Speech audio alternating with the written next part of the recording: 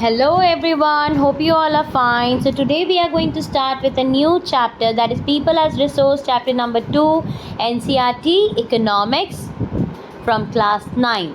So as you people can see here, the chapter 2 is People as Resource. This is actually the extension of the chapter number 1, that was Story of the Village Palampur, which you can see in the previous videos in this particular channel. So here you people can see that people as resource, this was one of the topic which was there in the story of village Palampur. So that was human resources, okay, and this is extension of that particular chapter only, because here human resources are going to be discussed. So what we are going to learn here more, we are going to learn here more about the economic activities by men and women, quality of population and unemployment, and also how actually the population can become resources. So with the introduction part, let's start with this chapter. So basically, what is the overview? The people, those who are actually the population of a particular country, how they can be a resource. Now let's take an example of our country, India. We all know very well the population of our country is huge.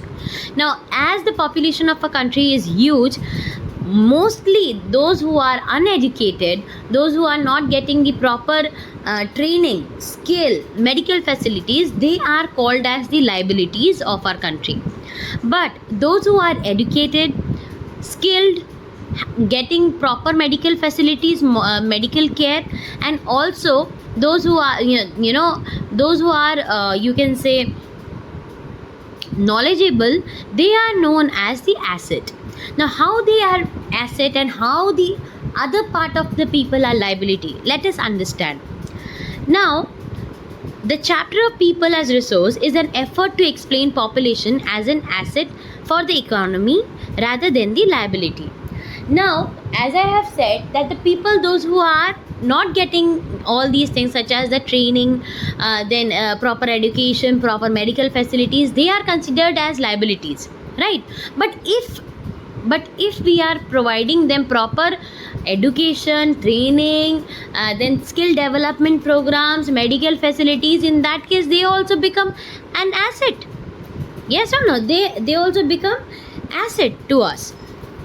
So basically, the population becomes human capital when there is an investment made in the form of education, training and medical care. In fact, the human capital is stock of skill and productive knowledge embodied in them. So people as resource is a way of referring to a country's working people in terms of their existing productive skills and abilities. Means actually the people, those who are working means not cooking at home.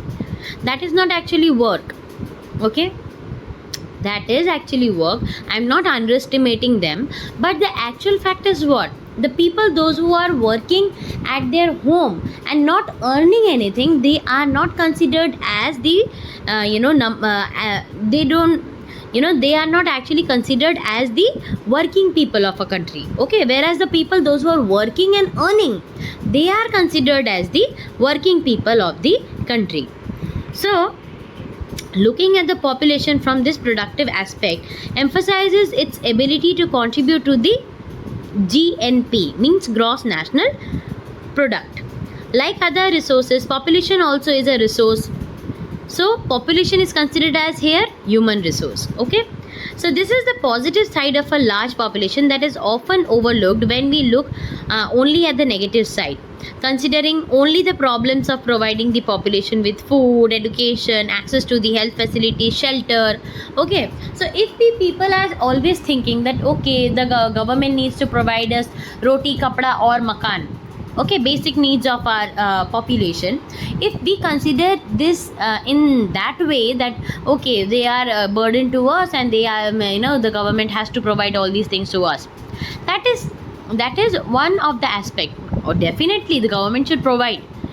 But the thing is that if they'll be earning in a proper amount, do they need the facility from the government? No, they don't. Okay, now the need is here. Okay, so as I have said that the population, if we see, they are bichara, they are liability to us. In that case, obviously that is a negative side. But if we provide, if the government provides proper amount of education facilities, all the proper training to all each and every person of this country, then definitely the people will become what? Asset. They'll not be depending upon the government. They will become asset rather than the liabilities. Okay. Now, the thing is that when the existing human resources or resource is further developed by becoming more educated and healthy, we call it human capital formation. That's add to the productive power of the country, just like physical capital formation.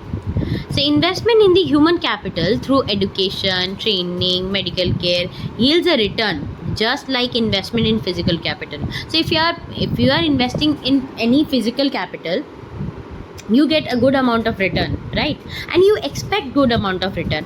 In the same way, if you'll invest in the human capital, there also you'll get a good amount of return.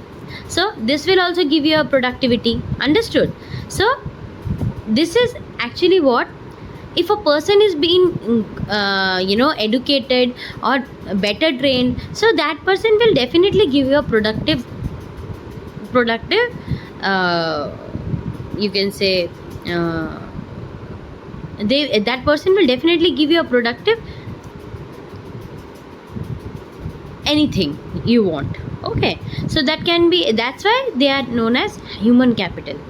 Okay, so human capital means what? The people, when the government or when people are investing in themselves. Okay, that becomes human capital. Investment in the human capital, such as in the form of the education, training, medical, yields a return, just like the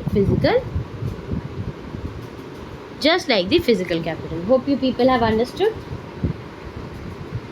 So here, see in the blue box, India's Green Revolution is a dramatic example of how the input of greater knowledge in the form of improved production technologies can rapidly increase the productivity of scarce land resources. India's IT revolution is a striking instance of how the importance of human capital has come to acquire a higher position than that of the material, plant, and machinery.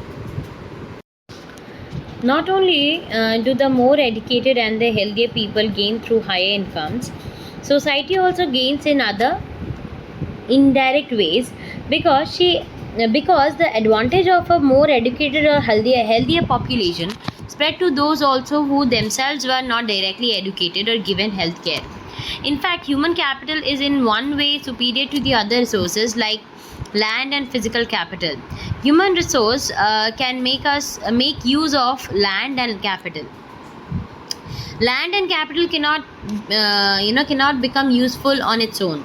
So you need to have some knowledge, you need to have some skills to utilize land and capital. For many decades in India, a large population has been considered a liability rather than an asset. But a large population need not to be a burden for the economy. It can be turned into productive asset by investment in the human capital, which I have already explained. So the two following cases illustrate how people can try to become more productive resource. Let us take an example of these two stories. See, here is one story of Sakal. Okay, in short, I'll explain that this is a boy who was not educated enough. He did his matriculation and then he was sitting idly. Afterwards, he used to help his mother in domestic chores and all. He also looked after his younger brothers Jitu and Situ. His uncle Sham had passed the matriculation examination but was sitting idle in the house as he had no job. Bhuta and Sheila were eager to teach Sakal. They forced him to join the village school, which he soon joined. He started studying and completed his higher secondary, not matriculation, he did higher secondary from there. His father persuaded him to continue the studies, and he took an coaching, or you can say the basic course of computer, okay, vocational course of computer, and then he got one job and also got promoted. So here you can see the how education can change a person's lifestyle. Okay, the life has been changed of the life of the Sakal was changed. The reason behind that was only one, that was the education. Here the story of Vilas. Vilas was an 11-year-old boy residing in the same village as Sakal. Vilas' father Mahesh was a fisherman. His father passed away when he was only 2 years old. His mother Geeta sold fish to earn money to feed the family. She bought fish from the landowner's pond and sold it in the nearby mandi. She could earn only rupees 150 a day by selling fish. Vilas became a patient of arthritis. His mother could not afford to take him to the doctor, and he could not go to the school either. He was not interested in studies. He helped his mother in cooking and also looked after his younger brother Mohan. After some time, his mother fell sick, and there was no one to look after her. There was no one in the family to support them. Vilas too was forced to sell fish in the same village. So as he did not get any education, that was the only reason that he was living that old life which his father or mother used to live.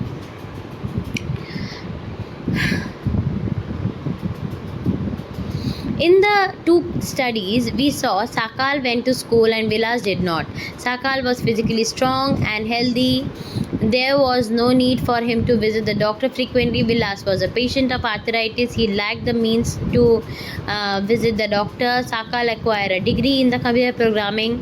Sakal found a job in the private farm while Vilas continued with the same work as his mother. He earned a nominal income like his mother to support a family, as I have already explained.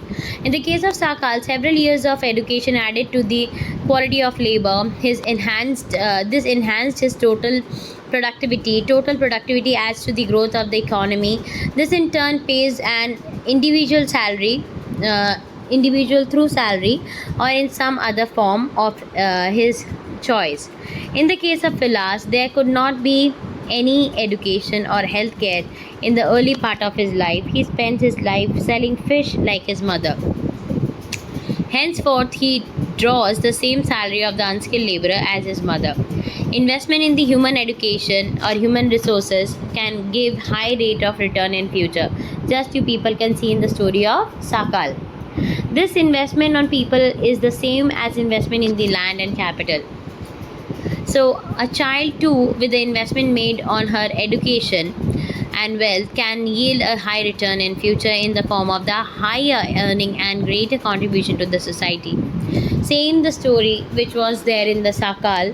The people have seen that how that child has grown into an educated person and got a good job and was living a good life with high amount of salary. Educated parents are found to invest more heavily on the education of their child. This is because they have realized the importance of education for themselves. They are also conscious of proper nutrition and hygiene. They accordingly look after their children's need for education at school and good health. A vicious cycle is thus created in this case. So, virtuous cycle and virtuous cycle means the cycle. Two cycles are there, okay, vicious and virtuous. Virtuous cycle is actually the cycle in which the parents are giving good education, good health facilities to the children for their better future. Whereas in contrast, a vicious cycle may be created by the disadvantaged parents who themselves uneducated and lacking in hygiene keep their children in a similar disadvantaged state. Countries like Japan have invested in human resources. They did not have any natural resource. These countries are developed and rich. They import the natural resource needed in their country. How did they become rich and developed? They have investment. They have done investment on people, especially in the field of the education and health. These people have made efficient use of the resources like land and capital. See, as I have already told you people that education, if you you are investing on the education, definitely that will give you a good return. So basically in the developed in the countries that are already rich and developed, what they have did, they have done investment in the education and health. These people have made efficient use of resources, like just like the land and capital. Efficiency and the technology evolved by the people have made these countries rich and developed. Economic activities by men and women. Like the Vilas and Sakal, people have been engaged in various activities. We saw that Vilas sold fish and Sakal got a job in the firm. Now, the various activities have been classified into the three main category, or you can say sectors. Those sectors are primary, secondary, and tertiary. Primary sector deals with the agriculture, forestry, animal husbandry, fishing, poultry, farming, mining, and quarrying. Manufacturing is though included in secondary sector, whereas trade, transport, communication, banking, education, health, tourism, then services, insurance, etc. are included in the tertiary sector. So these you can say types of sectors are there in the society. The activities in the sector results in the production of goods and services. These activities add value to the national income because these activities are called economic activities. Okay, because they with the help of these activities only people are getting earned and they are contributing toward the national income. So here these activities are called the economic activities. Economic activities have two parts: market economy and non-market activities. Okay, now market activities and non-market activities, let us understand this thing. Market activities involve remuneration, means payment to anyone who performs. Means market activities are the activities which are with the help of which people are earning. Activity performed for pay or profit. These include production of goods or services, including government service. Okay. Non-market activities are the production for self-consumption.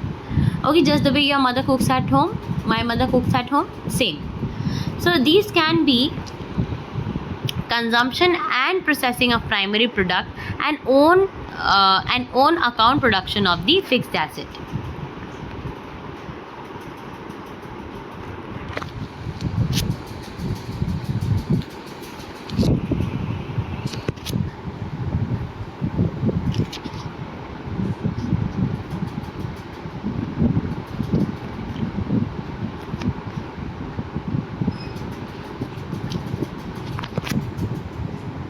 Due to historical and cultural reason, there is a division of labor between men and women in the family. Women generally look after the domestic chores and the men work in the field. Sakal's mother Sheila cooks food, cleans utensils, washes, she does all the household work, whereas the Sakal's father Butta, he cultivated the land, sells the product or produce in the market and earns money for the family. Sheila is not paid for the services delivered for the upbringing of the family. Butta earns money which he spends on the rearing his family. Women are not paid for their service delivered in the family, but that is wrong, that is wrong. But still we can't help it. So the household work done by the woman is not recognized in the national income.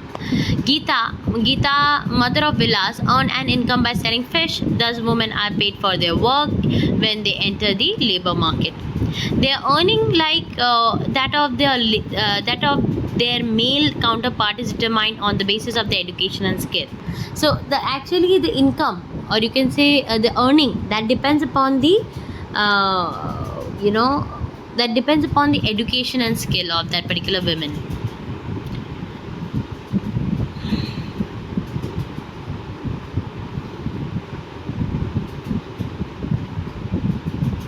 Education helps individual to make better use of economic opportunities available before him. Education and skills are the major determinants of the earning of any individual in the market. So if you are educated enough, you are you are having a better opportunity in the market to get the job. If you are educated and skilled enough, you are definitely going to get a good amount of earning. A majority of the women have a meager educations and low skill formation. Women are paid low compared to men. Most women work where job security is not there. Various activities relating to the legal protection is minimal. So employment in this sector is characterized by the irregular and the low income. In this sector, there is an absence of the basic facilities like maternity leave, childcare, and other society, social security systems. However, women with the high education and skill formations are paid at par with the men. Means what? However, women with the high education and skill formations are paid par with the men. Means the income is also not the same. Okay, among the organized sector, teaching and medicine attract. Actually, in unorganized sector, things are different with the men and women. Okay, whereas if you'll go to the organized sector, there's everything there. You can see everything is same. So everything seems same. So among the organized sector, teaching and medicine attract them the most. Yes, some women have entered administratives, and some others are including job that need high level of scientific and the technological competence. Ask your sister or your classmate what she would like to take up as a career. So this was all about the chapters explanation for today. So in the next video you'll be getting the other part, other rest of the chapters explanation. Okay, not other, this chapters explanation you'll be getting in the next video. Hope you people have understood this much. Please revise. Thank you for watching.